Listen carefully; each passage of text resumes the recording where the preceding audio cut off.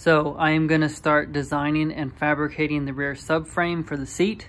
I am going to mock everything up, remove the battery, try to get that to fit in underneath the seat. It should be pretty easy, but I won't know until I start mocking stuff up. So everything's going to be tack welded for now, and don't judge me on my welds. I have a crappy little welder, but it should do the job.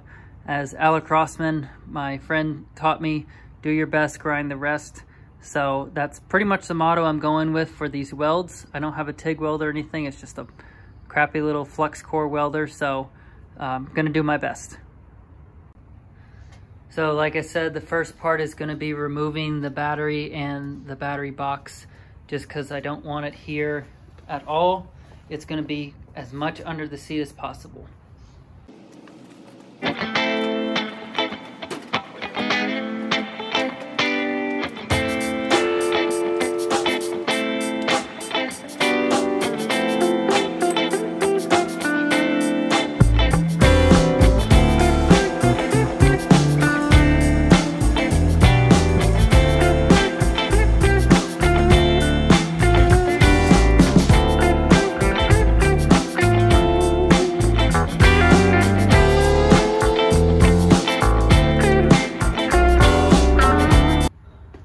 Original box broken. I'm assuming it's broken under there and very rusty, so I don't think I'm going to be saving much of this. There's not much of it to save. So this is ideally where I'd like the battery to live. It would be right under the seat. It'd be easy to get to. I wouldn't have to change any of the factory wiring. It would all reach.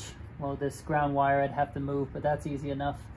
And then also, it looks like there should be plenty of travel to where the rear wheel would not make interference when the suspension is compressed.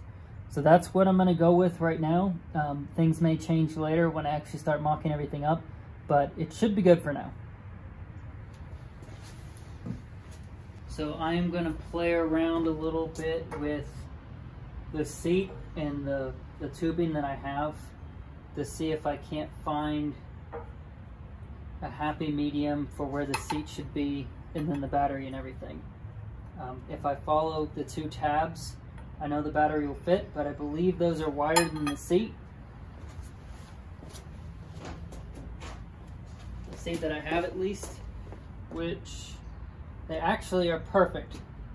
So, not that that's what it's gonna be, although that's not terrible.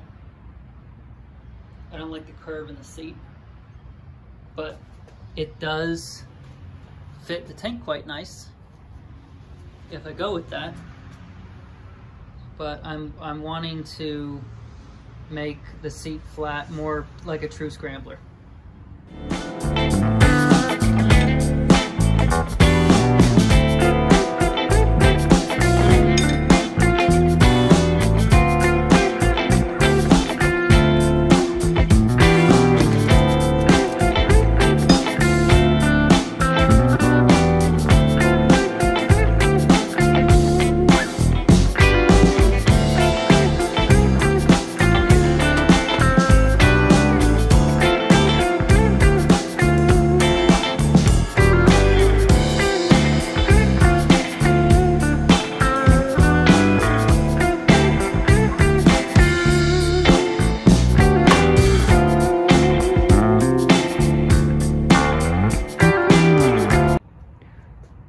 So I built the frame for the seat. I'm going for the kind of hidden look on it. I don't want to necessarily be able to see the piping that holds the actual seat up.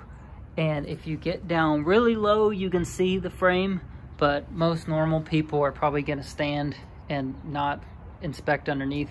So I think it'll be fine. They won't see my horrible welds. This is more or less what I came up with height-wise. It's a comfortable height for me, and it's just the way that the seat is going to fit on the tank. It's already not perfect, so any lower in that gap would be bigger.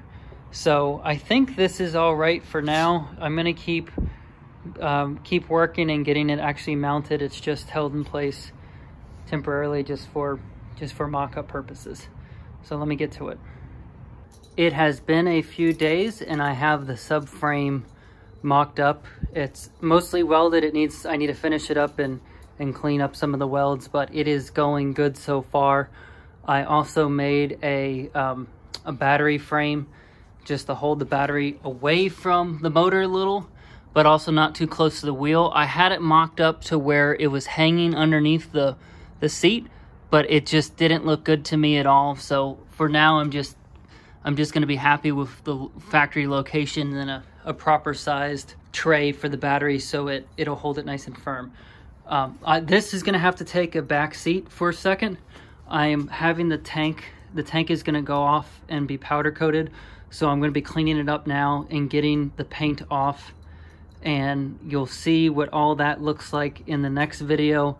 So I didn't really close out the video, but the subframe is together. It's welded. They're not great welds, so don't judge me.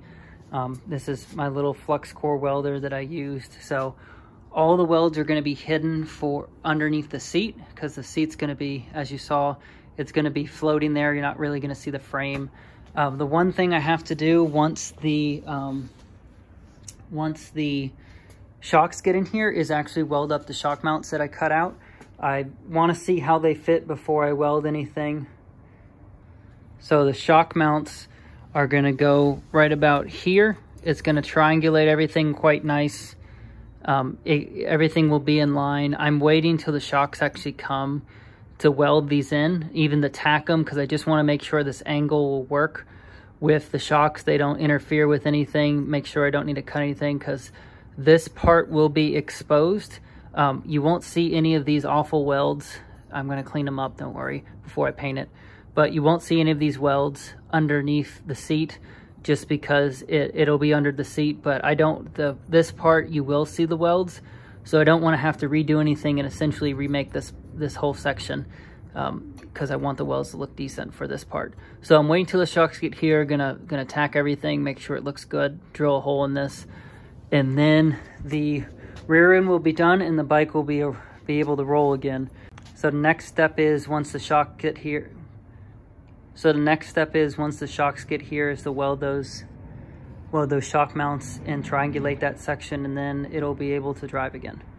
So until next time, see y'all.